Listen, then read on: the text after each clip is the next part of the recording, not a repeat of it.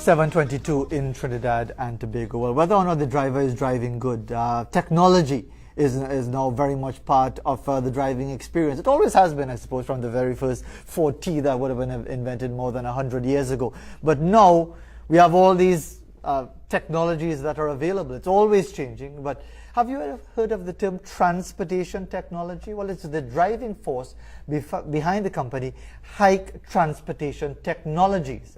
Their mission is to help improve the lives by that technological expertise to optimize the movement of people and products. Wouldn't we like to just move along with all the without all these headaches and the issues associated with traffic and getting to places a lot easier? Well, to do so, the taxi drivers have another opportunity, another stream of competition on their hands. So we'll find out from our guests from Hike Transportation Technologies. They are Matthew Duke, the President and CEO, Jay Agarwal, who is the Chief Information Officer, and Dion Caesar, who is the Chief Operations Officer of the organization. Good morning, gentlemen. Good to have you with us this morning. So, Matthew Duke, tell us what are we talking about here? Is this just a variation of Uber? So what we're talking about here is an application that only uses H-car vehicles that really empowers the drivers as well as the passengers so that we charge association rates. So the only difference really between the current taxi environment and what we're looking to offer is really to keep intact what the government and the associations put in place, but offer the service of having the H-car taxi know where you are so they can come to you. Let me jump in right away. Is this approved? Is this legal? Because Uber had a big fanfare announcing themselves. The next thing you know, the transportation minister said they ain't legal. So what is the situation as far as Hike? So from our conversations with the minister as well as other people within the Ministry of Works and Transportation, the biggest issue is really the use of private cars, not really H cars. So the technology itself is indeed legal. Now the legality comes down to who are you using, which is why we're only looking to do business and partner with to be able to serve the H car audience, people that have already been approved and licensed. Jay Agarwal, let me bring you into the discussion here as to the timelines. What are we talking about as far as the rolling out of this service? When is it due to be launched? When is it going to become available and so on? Sure, absolutely. That's a great question. As Matthew pointed out earlier, we are planning to launch our program in beta format come June 5th, and our official launch is on June 30th, when everybody would be able to so how would you source? So how would you be able to access the service? In other words, right. So we have a driver application that the drivers would be able to enroll into, and they would be using the application. But the riders and the passengers have their own app, and they would be able to download the app whether if you're using an Android device or a Apple device, and they would be able to request their rides from where they want to start and where they want to end to. And so it's a very easy format and an easy application to use. It works within the network within Trinidad and Tobago. We know that the Trinidad and Tobago, there are some spots where network may not be as efficient as we would like. Our application is actually designed to work under the lowest common denominator and the lowest bandwidth that is available within Trinidad and Tobago. And that's important, Dion Caesar, because if we're talking about something, is this only for urban areas, Port of Spain, San Fernando, Arima, Scarborough? Does that leave out the rural areas of Trinidad and Tobago? Well, that's a good question. We are planning to actually launch throughout Trinidad and Tobago. We are going to offer the service everywhere. As Jay said, our app is able to run at the lowest speed possible. It may take a little longer, but it will run. So you can be in, let's say, Cedras, and you can request a taxi. Whichever taxi is closest to you will come to your location and then take you to where you want to go. And therefore, as far as, because you were explaining to us, Matthew, that it works with the H-car, so the licensed taxi drivers. Right. So how does it actually work? If I'm an H-car driver now, I say, okay, I don't mind being part of this because there might be some more revenue for me. What do I have to do? Do I have to register with you? What is the process going to be like? Okay, great. So you do have to register with us, but you can register 2 ways, and they both are the same. We will be on the road starting June 5th, going to the major taxi stands across Trinidad and Tobago, showing people how to register, showing how easy it is to use the application, the benefits to drivers as well as passengers. So the way to register is you can either download the app, and there will be a link there that will take you to our website, the registration form. It requires some basic information, and then we will be able to sign you up that way.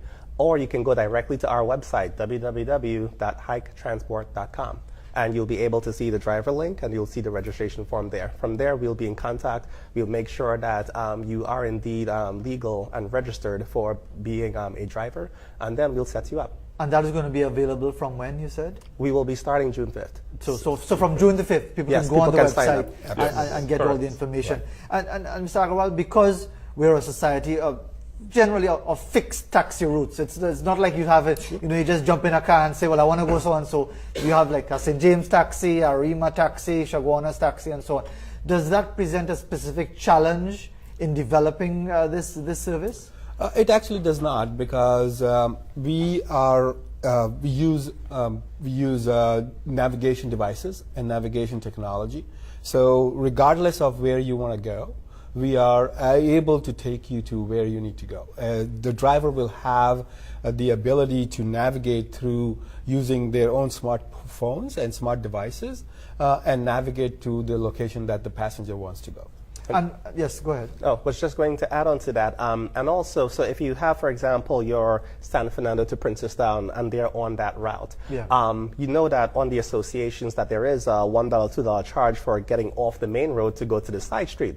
So how it currently works today is only if you make it to the major road and you're going home, you go down the side street and you pay that extra charge. Yeah. How we're designing the platform is really if you're on the main road as a taxi driver and you get a ping that, hey, someone's down the side street, that it's the same concept. You can just go down the side street, pick them up, and you go back on your route. Right. So that's why we really don't see our solution as really, I guess, changing the way in which taxis operate, but we really do see it more as a help so that the taxis can go to the to where the passengers are instead of passengers having to, come out on the main road, look for them. Taxi. Exactly. Yeah. So the taxi coming to you, in other words. Dion Caesar, price. Because at the end of the day, that people want quality, reliability, safety, which is so very important in a place like Trinidad and Tobago, correct, and price. How does this service compare? Well, we are going to be working with the association prices. However, let's say you order a taxi for yourself. The association may stipulate that the price be set at $2. So if you decide to keep that taxi, then you will pay $2 multiplied by 4. That's the entire taxi. However, we do have a shared drive feature, so you can select to share your taxi with other passengers, and which will reduce your cost. Have there been any challenges from concept to implementation? How long has that process been a pretty smooth one so far? So the concept itself has actually been over a year, but one of the things we wanted to do was be very methodical in our approach. So we did a lot of talking, thinking, brainstorming, and then it was up until January of this year that we actually hit the ground running with development and doing research, having conversations with people in Trinidad and Tobago and so forth. And Jay Agarwal, any particular challenges, any particular hurdles that you've had to negotiate given the peculiar, every country would do things slightly differently, especially in the Caribbean, where we just cross the water 10 miles and it seems to be a whole different world. Just tell about, have there been any challenges along the way? There has been, but I think the government of Trinidad has been very helpful to us. We have been talking, constant communication with several departments within the government of Trinidad and Tobago, and used their guidance to how to go about building our application and making sure that we are secure, we are reliable, and we have a platform that is robust enough in order to manage all the difficulties that we potentially see. Now, as we see more issues, or as we see more things that come along the way, we are prepared to navigate those as rapidly as possible. And before I get a final word from Matthew Duke, let me bring in Dion Caesar once again. For someone who is a technological dinosaur like myself, right, who is even scared at the sight of a tablet or what, I don't even know what to call it sometimes. Is it something that can be easily used? Am I like, actually, my wife has actually got a smartphone for me, which I finally know how to use it. Right. Do I just have to tap the screen and signal what I want to get? I'll begin, but I'll let my IT expert complete it. It is very, very simple to use. We have designed it in a way that the monkey could use it, if I could say that. Yeah. So it's very simple, and as well as we're going to be putting up tutorial videos. I think the monkey's smarter than me. So we're going to be putting up tutorial videos on our website, so you can go and get the link there, and it will show you exactly how to use the app. But it's very, very easy to use. And you were saying, as part of our design, one of the core principles that we had is ease of use, right? And so one of the test candidates that we used is my mom, who's 80 plus years old, and she was able to use it without any help. And it was very simple to Time is run out, but very quickly, Matthew Duke, just give again the information if people want to get more information, the website and when it's going to become available. That sounds great. So once again, the website and everything else will be available come June 5th. You can download the applications on Apple or Android devices. You can actually reach out to us at www.hiketransport.com, or you can follow us on social media through Hike TNT.